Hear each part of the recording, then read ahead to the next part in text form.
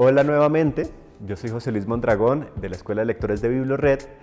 En el video anterior hablábamos un poco del lugar de la oralidad en la actualidad, qué posibilidades ofrece frente a la cultura escrita, cuáles han sido sus fortalezas, etc. Y hoy vamos a hablar un poco de cuál es el lugar de la voz hablada y la voz cantada.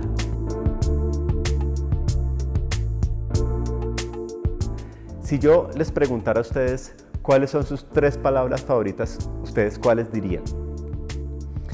Esta es una pregunta que yo suelo hacer en algunos talleres y surgen, digamos, 3 formas de relacionarnos con las palabras, ¿sí? Está la primera, que es el significado. Cuando alguien dice, no, mi palabra favorita es arcoíris, por ejemplo. ¿Y por qué? No, porque me hace pensar que el arcoíris es algo muy bello, los colores del arcoíris, etcétera, ¿sí? Por el significado.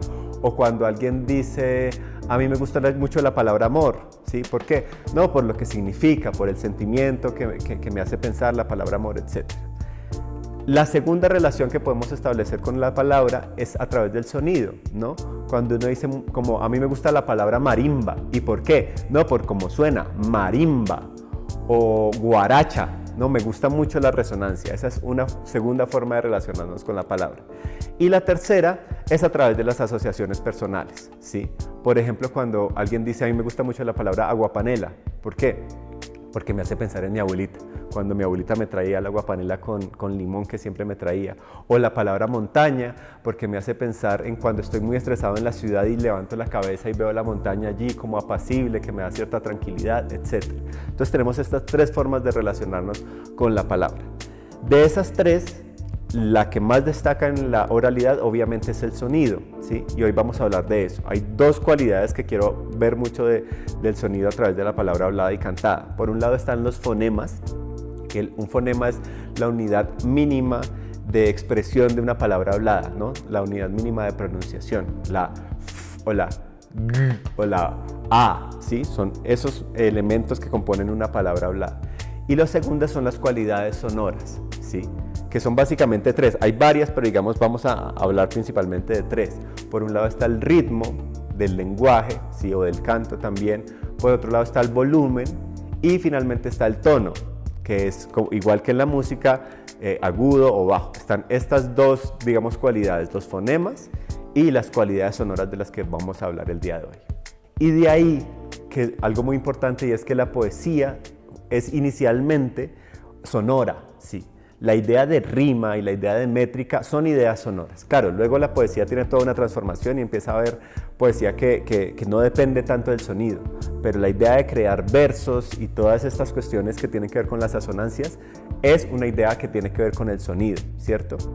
Y eso es muy importante porque esas ideas nos llevan a potenciar el lenguaje. Cuando yo, por ejemplo, tengo que rimar algo con la palabra casa, se me reducen las posibilidades que tengo y por lo tanto tengo que ser creativo para resolver qué palabra uso para rimar con la palabra casa, y ahí empiezan a surgir metáforas y posibilidades del lenguaje, digamos, que vienen inicialmente desde el sonido, ¿no? Entonces está, por ejemplo, este verso del poema Noche del amor insomne de Federico García Lorca, y dice: noche abajo los dos, cristal de pena, llorabas tú por hondas lejanías. Mi dolor era un grupo de agonías sobre tu débil corazón de arena. Entonces aquí vemos como esa frase inicial del final que dice cristal de pena, tengo que rimar algo con pena. ¿Qué rima con pena? Arena, ¿sí? Y eso me lleva a crear una metáfora que es corazón de arena, ¿sí? Que es una imagen que viene un poco de la posibilidad sonora. Y lo mismo con ondas lejanías. ¿Qué rima con lejanías?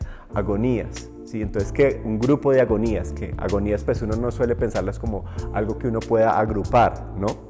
Entonces lo que quiero un poco mostrar aquí es cómo las posibilidades orales del lenguaje llevan a enriquecer metáforas, rimas, sonoridad, métrica, etc. Y esto lo vemos mucho en cómo capta la atención de los niños. Por ejemplo, muchos libros infantiles están escritos en verso, ¿sí? Aún hoy la mayoría de canciones están escritas con versos y juegan mucho, desde canciones, no sé, muy elaboradas hasta reggaetones, siguen jugando con consonancias, etcétera, etcétera, etcétera. Entonces los fonemas y las posibilidades a través de la rima y a través de la métrica siguen estando presentes el día de hoy. Bueno, ya hablamos de los fonemas. Ahora hablemos un poco de las cualidades sonoras que tiene la voz, ¿sí? Que decíamos que eran el ritmo, el volumen y el tono.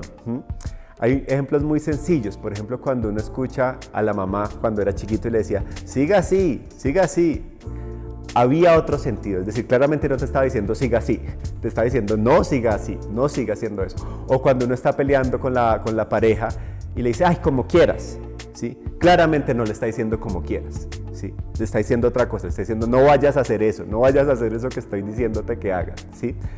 Esto es muy importante porque lo que nos muestra es que las cualidades de la voz pueden cambiar casi que incluso o contradecir el sentido de lo que estamos diciendo. Hay otros experimentos, por ejemplo, y es cuando uno escucha gente hablando en otro idioma. Puede que uno no entienda ese idioma, pero sí entiende la emocionalidad y hasta cierto punto lo que está pasando. Uno sabe si la gente se está divirtiendo, o si están peleando, o si están preocupados, ¿sí? Yo hice este experimento poniéndoles a unos participantes de un taller un monólogo de un actor que se llama Papa Esiedu. El monólogo era en inglés y la mayoría de ellos no entendía inglés. Y cuando acabó el monólogo yo les pregunté qué le pasa a esa persona. Ellos lo estaban escuchando con los ojos cerrados, es decir, tampoco había visualidad que les permitiera en los gestos adivinar. Y ellos dijeron, no, él está triste, él está preocupado, por momentos tiene rabia. Y es todo lo que ocurre en un monólogo de Hamlet, en el de Ser o no ser, que está allí presente. Y él, pues, además de que es una interpretación magistral, muestra un poco cómo él juega con la voz de una manera que transmite toda esta emocionalidad sin que uno necesariamente entienda las palabras de lo que está ocurriendo, ¿sí? De ahí que, por ejemplo, cuando uno está chateando con alguien, se preste muchas veces para malentendidos. Cuando le dicen hola y uno dice, uy, ¿por qué me está hablando tan seco? Y solo escribió hola, ¿sí? O cuando dice bueno y usa un punto, en fin. Todo esto muestra un poco que las cualidades sonoras de la voz complementan, contradicen, enriquecen el sentido de la palabra hablada, de lo que se está diciendo más allá del significado. Bueno, entonces ya vimos un poco cómo tanto los fonemas como las cualidades de la voz nos permiten enriquecer el lenguaje desde la oralidad.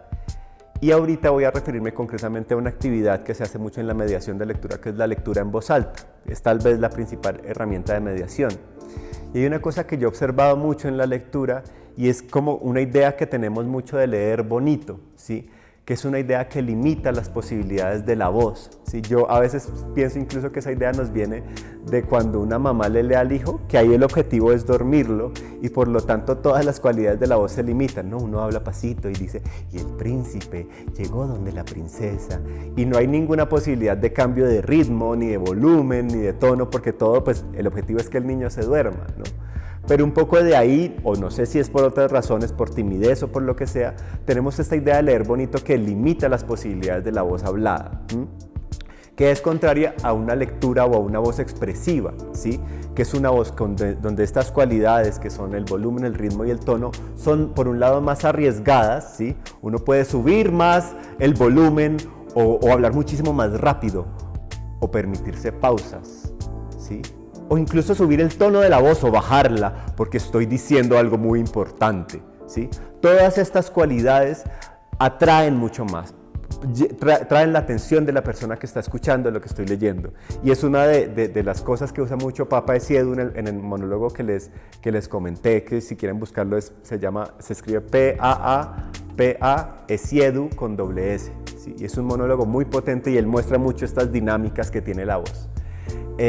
Hay distintas formas de explorar estas dinámicas.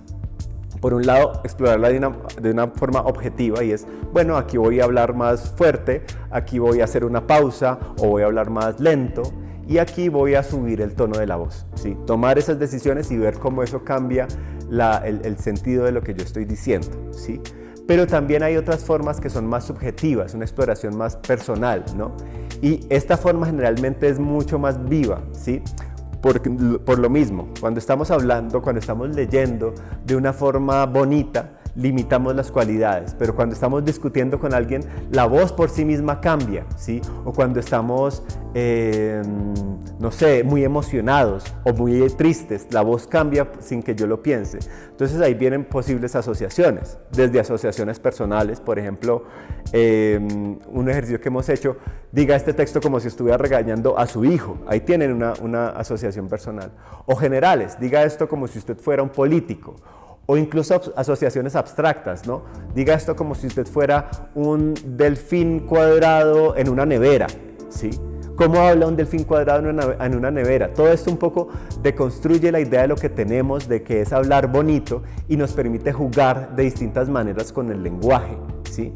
Entonces nos muestra un poco cómo estas cualidades de la voz, jugar con estas cualidades de la voz, me permiten a veces imprimir otros lazos afectivos, otras sensaciones afectivas en la voz, o incluso mis propias asociaciones cambian la voz, ¿sí? Todas estas son posibilidades para trabajar la voz y sus distintas cualidades.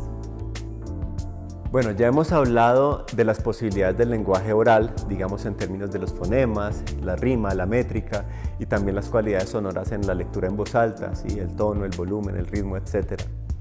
Y ahora quiero hablar de una expresión muy específica que es el canto, ¿sí? Y el canto es tal vez la expresión oral más cercana a nuestra vida emocional.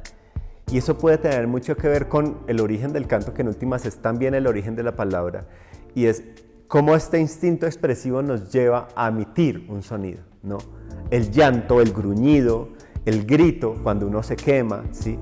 Más que comunicar, es una expresión de algo emocional que le está sucediendo a uno, ¿sí? Y esas tal vez las primeras formas de comunicación que existen antes de que el lenguaje, digamos, ya se elabore y ya se haga significado y se fijen palabras y etcétera, ¿sí? Entonces, este origen sonoro del lenguaje tiene mucho que ver con el canto, ¿sí? En la antigüedad, por ejemplo, la gente se reunía en ocasiones muy especiales a cantar, en un nacimiento, en una muerte, en una boda, en una cosecha, ¿sí? Y el canto allí tiene un lugar muy, muy importante que incluso todavía tiene, ¿sí? Cuando uno escucha una canción de amor, ¿sí? Cuando estamos entusiasmados escuchamos canciones o también cuando nos queremos poner felices. Incluso, por ejemplo, las canciones de música pesada que llevan como a la violencia y etcétera, a desfogarse. Todas estas son muestras de cómo el canto y la música inciden en nuestra vida emocional de distintas maneras, no solo mediante una misma emoción. Hay una cosa que pasó muy importante en América y fue la llegada de los esclavos de África, porque si ustedes se ponen a pensar, los esclavos no tenían nada más que su propia voz y su propia memoria, ¿sí? Ellos llegan aquí casi desnudos, o desnudos literalmente muchas veces, ¿sí? No tenían una cultura que pudieran traer consigo, digamos una comunidad, ¿sí? No tenían propiedades, no tenían pertenencias, no tenían nada, tenían su propia voz. Y eso es importante porque uno se ponía a ver casi que la música americana está ligada muy cerca a África, ¿sí? Desde el tango y la milonga en Argentina, hasta el blues y el jazz y el rock and roll y todo lo que surge de allí en Estados Unidos, pasando obviamente por Colombia con la samba, el vallenato, la cumbia, ¿sí? La salsa también en las Antillas, en el Caribe, en fin, toda esta música tiene un lugar africano muy importante y eso tiene que ver con esta necesidad expresiva que tenemos de expresar a través de la voz, que es nuestro primer instrumento musical.